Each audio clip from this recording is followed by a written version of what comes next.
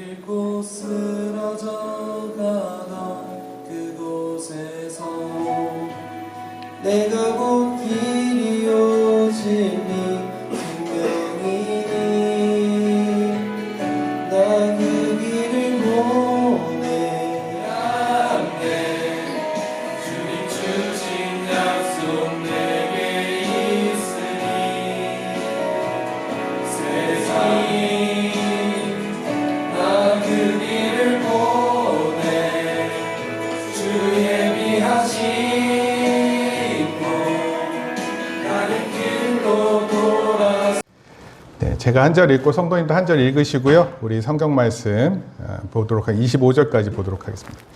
예수 그리스도의 나심은 이러하니라. 그의 어머니 마리아가 요셉과 약혼하고 동거하기 전에 성령으로 잉태된 것이 나타났더니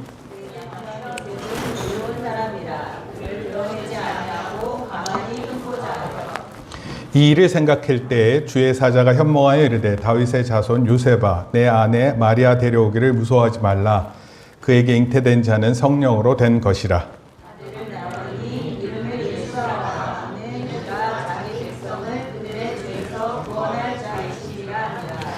이 모든 일이 된 것은 주께서 선지자로 하신 말씀을 이루려 하심이니 이르시되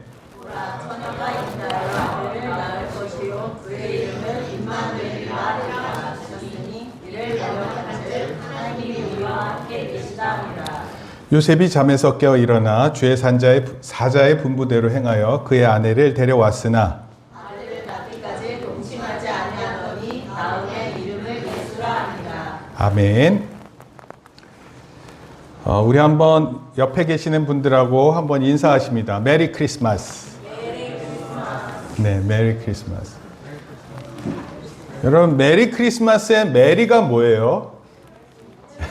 네, 즐거운. 네. 메리 그랬더니 강아지 이름인 줄 알더라고요. 메리.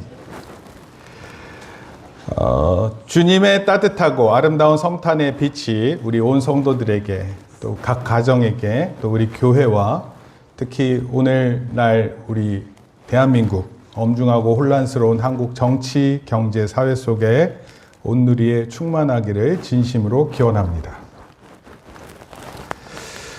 우리가 사도신경에서 고백했었던 부분의 내용이에요. 그림에서 이렇게 보여주면 너무 예쁜 마리아와 아들 예수 이렇게 보여주고 있는데 이 사도신경에 이런 고백이 있습니다. 성령으로 어떻게 해요? 잉태하사 마리아에게 나시고 이렇게 돼 있습니다.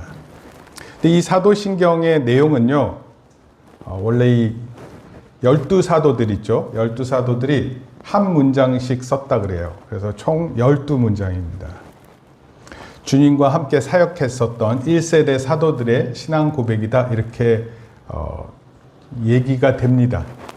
정확한지는 모르겠어요. 근데 문장이 12개에다가 12사도가 있으니까 한 절씩 이렇게 썼다 이렇게 얘기를 합니다. 그러고 나서 교부라는 건 누구냐면 제자 이후는 전부 교부예요. 교부라 그럽니다.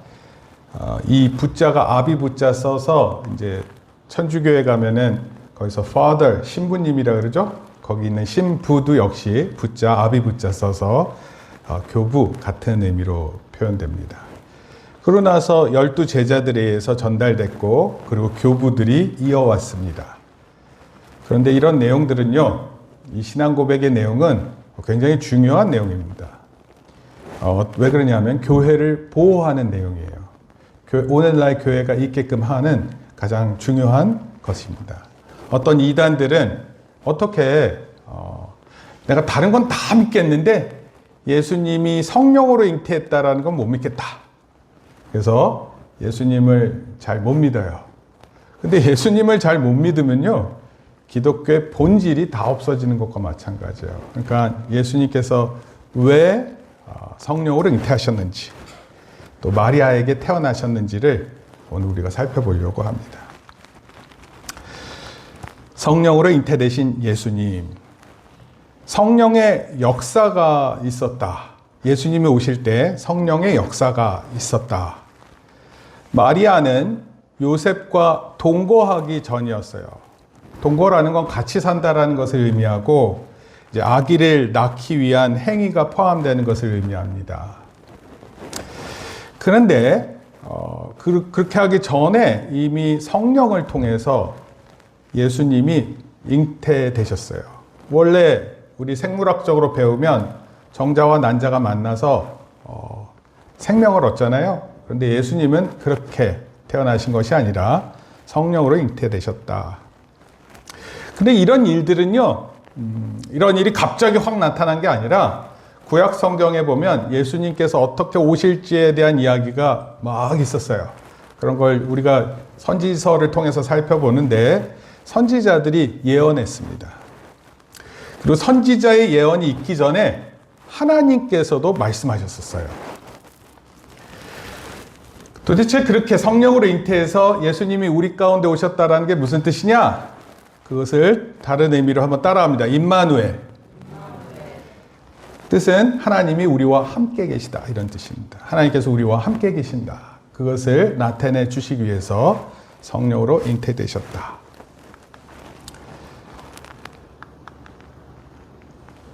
예언의 성취가 있는데요. 먼저는 이사야의 예언이 있어요. 동정녀 탄생을 예언했습니다.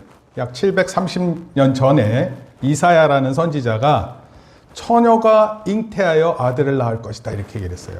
원래 처녀는요 잉태할 수가 없어요. 그런데 그런 일이 있겠다, 이사야를 통해서 예언했습니다. 그리고 실제로 마리아한테 그런 일이 일어나니까 천사 가브리엘을 만났는데 그때 마리아가 제일 먼저 한 게 무슨 얘기냐면 자기는 남자를 알지 못하는데 갑자기 아기가 있는 것을 느낀 거예요. 여러분, 임신하게 되면 임신하는 증상이 있어요. 그게 뭔지 혹시 아세요? 임신을 하면 임신하는 증상? 입덧이에요, 입덧. 그래서 늘 잘 먹던 음식인데 갑자기 그 냄새를 딱 맡았는데 그 냄새를 맡았는데 그 냄새가 갑자기 역겨운 거예요. 그래서 뭐 영화 같은 데 보면, 드라마 같은 데 보면 갑자기 이렇게 움켜잡고 화장실로 막 뛰어가면 임신했다, 이런 걸 알 수 있습니다. 아마도 마리아가 그런 상황을 느낀 것 같아요. 그리고 천사한테 말했습니다. 제가 남자를 알지 못하는데 어떻게 이런 일이 저에게 있습니까? 그랬더니 가브리엘 선지자가 설명해 줬어요. 예수님이 동정녀 마리아를 통해서 이 세상에 오게 되었는데 그냥 마리아의 몸만 빌어서 예수님께서 탄생하신 거예요. 남자와 여자의 관계를 통해서 예수님이 오신 것이 아니라. 근데 이 일은 예언자들이 이미 예언을 하고 있었고, 이따가 제가 또 하나님께서 말씀하셨던 이야기도 한번 살펴보려고 합니다. 그 예언자들의 예언들이 성취된 이야기가 바로 예수님께서 동정녀 마리아를 통해서 나셨다, 이런 뜻입니다. 성령으로 잉태하셨고 마리아에서 낳았다, 이런 뜻입니다. 창세기 3장 15절에 보면 아담과 하와가 죄를 지은 이후에 여자의 후손이라 그랬어요. 여자의 후손이 뱀의 후손과 싸우게 된다 그랬어요. 그런데 뱀의 후손이 여자의 후손의 발 뒤꿈치를 상하게 하고 여자의 후손은 뱀의 후손의 머리를 상하게 한다, 이런 예언이 창세기 3장 15절에 있습니다. 4,000년 전의 이야기입니다. 근데 이 일이 일어나는 것이 바로 예수님께서 우리 가운데 태어나신 것을 의미해요. 원래 사탄이 궁극적으로 원하는 게 혹시 뭔지 아세요? 사탄이 가장 궁극적으로 원하는 거? 우리가 망하는 거예요. 저와 여러분이 망하게 되는 거예요. 망하게 되는 거. 하나님 알지도 못하고 예수 그리스도의 구원도 알지 못한 채 마음껏 살다가 망하기를 원하는데 그 망하는 일을 가지고 예수님한테 달려들어요. 근데 예수님은 발 뒤꿈치만 상해요. 그런데 뱀의 후손은 머리를 상하게 되는 겁니다. 어디가 많이 아플 것 같아요? 발 뒤꿈치가 많이 아파요? 머리를 다치는 게 많이 아파요? 네, 머리는 치명적인 손상을 입는 곳이에요. 발 뒤꿈치는 물론 새 신발 신으면 발 뒤꿈치 까질 때 있잖아요.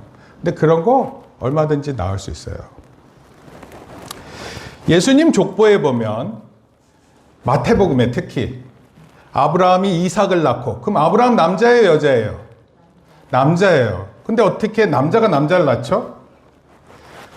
이스라엘 족보는 그런 식으로 남자가 낳는 것으로 되어 있습니다. 그리고 그 남자의 씨가 다음으로 연결됐다 이렇게 생각을 해요. 근데 예수님은 누구를 통해서 요셉의 아들이 아니에요. 마리아에게서 후손이 되었다라고 이렇게 표현합니다. 그러니까 예수님이 남자를 통해서 나타난 게 아니라 마리아를 통해서 왔다 이렇게 표현합니다. 여러분, 아담의 후손과의 차이가 있어요. 아담의 후손은 뭐예요? 아담이 원래 죄를 졌기 때문에 그 죄가 계속 이어지게끔 돼 있는 거예요. 근데 예수님은 죄가 있으시면 안 돼요. 여러분, 이게 되게 중요한 얘기예요. 예수님은 죄가 있는 관계로 태어나시면 안 됩니다. 그 원죄의 유전을 피하시기 위해서 성령으로 잉태되신 거예요. 예수님이 아마 자랄 때 이랬을 것 같아요. 마을에서 사람들이 수군거려요. 저 예수 있잖아. 아빠를 안 닮았어. 아무리 봐도 다른 사람 같아. 그런 손가락질 충분히 받을 수 있죠? 혹시 여러분들 아빠 닮았다는 얘기 많이 들어봤어요? 여자들은 엄마 닮았다는 얘기 들어봤고요. 네. 아빠, 다온아 너 엄마 닮았어. 아빠의 모습도 있지만 엄마 닮았어. 네.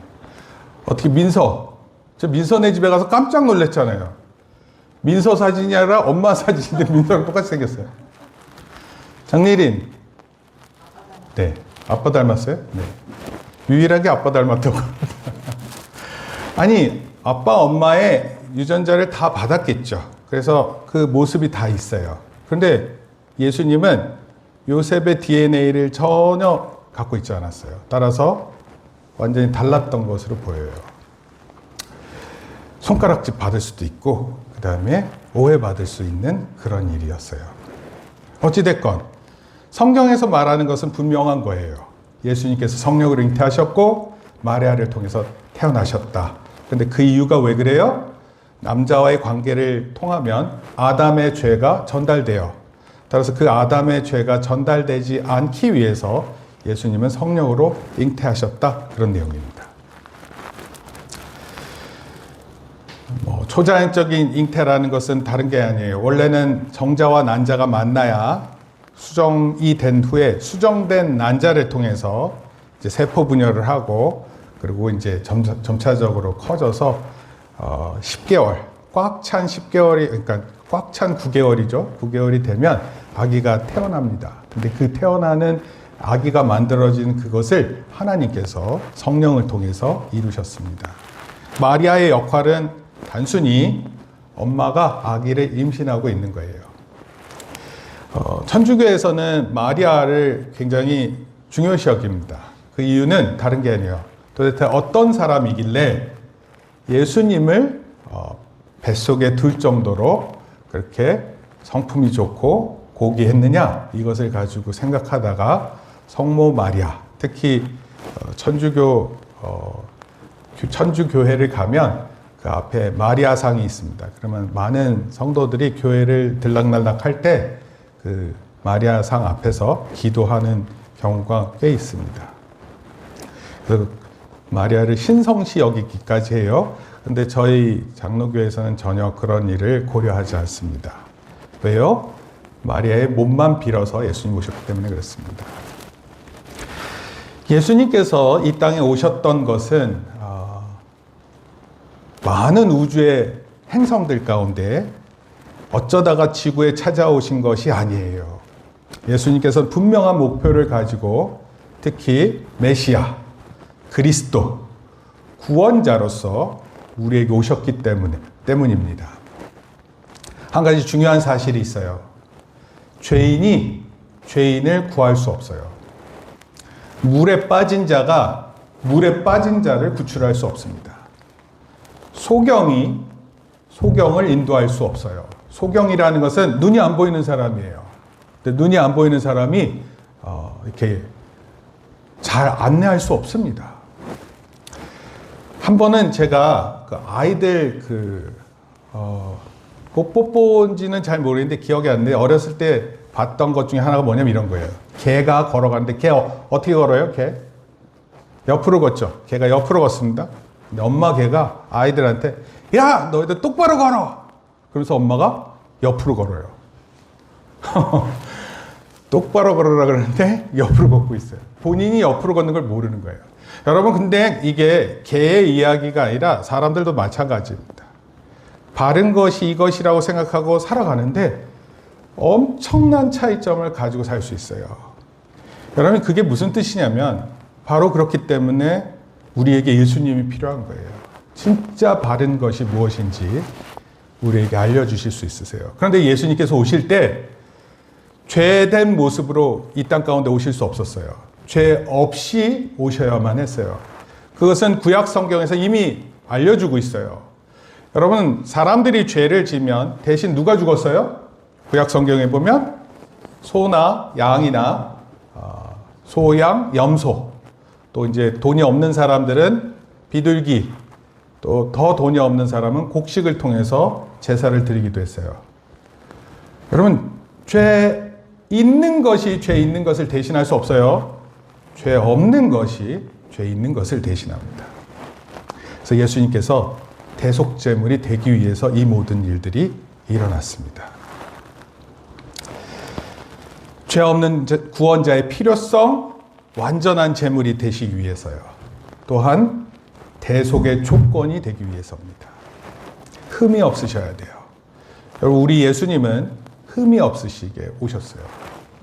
이 조건을 완전히 충족시켰고 이를 통해서 하시려고 하신 게 뭐예요? 우리를 대신해서 십자가에서 죽으셨고 우리를 구원하시기 위해 이 땅에 오신 것입니다. 양이 너무 요즘에 PPT를 준비하는데 양이 너무 예쁘게 나와가지고 양에 다 눈이 팔릴 것 같아요. 근데 이렇게 예쁜 양이 우리의 죄를 대신해서 죽는다. 이런 일들이 구약에 있었고 실제로 신약에 와서 예수님을 통해서 우리에게 이런 일이 일어난 것이에요. 따라서 이 사실을 알 때 우리가 할 수 있는 것은 별다른 거 없어요. 여러분 예수님께서 죄 없이 이 땅에 오셔서 우리를 위해서 죽으셨어요. 우리의 죄를 대신해서 죽으셨어요. 그 일을 우리가 알 때 해야 할 게 많이 있지 않습니다. 먼저 하나님 앞에 감사하는 거예요. 예수님 오신 것을 통해서 주의 성탄을 통해서 특히 이 성탄의 역설, 이 성탄의 신비로움 통해서 하나님 앞에 깊은 감사를 올리는 것입니다. 두 번째는요, 하나님을 찬송하는 거예요. 아까 우리 어린 아이들이 찬송을 했었는데 뭐였죠? 성탄절에 뭘 기대했어요? 선물을 기대하지 않는다 그랬는데 혹시 선물 기대하는 사람 있어요? 산타클로스 기대하는 사람 있어요? 아까 다 찬송할 때 아니 하던데. 네. 예수님이 우리 가운데 오셨다라는 의미를 아는 게 첫 번째 의미예요. 그리고 서로 축하하고 그러는 것들은 잘못된 것 같지 않아요. 그러나 본질 없이, 내용 없이 축하하는 것은 참 의미가 없는 행위예요. 그래서 우리 어린 아이들로부터 우리 중고등학생 청년부에 이르기까지 우리 예수님께서 오심을 통해서 감사하고 찬송해야 하는 것입니다. 그리고 이 예수님의 오심을 통해 우리가 너무나도 큰 은혜를 받는 거예요. 여러분, 죄를 용서받을 뿐만 아니라 영원한 구원에 참여할 수 있어요. 여러분, 목사님은 천국을 막 왔다 갔다 하는 사람이 아니에요. 몰라요. 성경을 통해서 읽어보지만 어떨까 생각해 봅니다. 신학교에서 배운 내용이 있어서 천국은 이런 곳이다 생각은 해요. 그렇지만 저도 여러분처럼 절대로 경험해 본 사람은 아니에요. 천국을 경험한다는 건 무슨 뜻이에요? 죽었다는 뜻이에요. 죽으면은 더 이상 이쪽 사람들하고 관계가 없는 거예요. 다시 만날 수 없습니다. 그런데 예수님께서 약속하셨어요. 가장 좋은 곳으로 준비해 주시고 우리가 상상하지 못할 것을 준비하고 계시리라 믿는 거예요. 우리에게 가장 좋은 것을 선물해 주신 분께 그분의 말씀을 믿고 따르는 거예요. 그럴 때 하나님의 크신 은혜가 우리 가운데 충만하리라 믿습니다. 네, 여기까지가 설교의 끝입니다. 이 시간 한번 제가 기도하고 광고 말씀 전하고 마무리하겠습니다. 주님 감사합니다. 예수 그리스도께서 이 땅에 오셨는데 성령으로 잉태하셨고 죄 없는 가운데 마리아의 몸을 빌어 이 땅에 오셨습니다. 예수님이 이렇게 오신 이유는 다름이 아니라 이미 하나님께서 말씀하셨고 많은 예언자들을 통해 예언되었고 무엇보다도 죄 있는 것이 죄를 대신하는 것이 아니라 죄 없음으로 죄 있는 것을 대신하셨던 것을 위해 우리 예수님 오셨던 것을 기억합니다. 우리가 깨끗함을 얻되 완벽하게 깨끗함을 얻는 줄 믿습니다. 하나님과 완벽한 관계를 회복하는 줄 믿습니다. 우리의 부족함이 있고 또 어려움이 있지만 그러나 그런 가운데 예수 그리스도를 꼭 기억하는 우리 모든 성도들 에게 복 내려 주시옵소서. 영원토록 우리를 보장하시고 또 영원으로 우리를 인도하시는 예수님의 이름으로 기도합니다. 아멘. 이제는 우리 주 예수 그리스도의 은혜와 하나님 아버지의 크신 사랑과 성령님의 감화 감동 교통하심이 성탄절을 맞아 예수 그리스도의 탄생을 보고 죄 없이 우리 가운데 계셔서 우리를 대신해서 죽으셨던 죄 없음을 통해 죄 있는 것을 대신하였다는 것을 깨닫고 돌아가는 모든 성도들 머리 위에 이제로부터 영원토록 함께 있을지어다. 아멘. 박수로 하나님께 영광 돌립니다.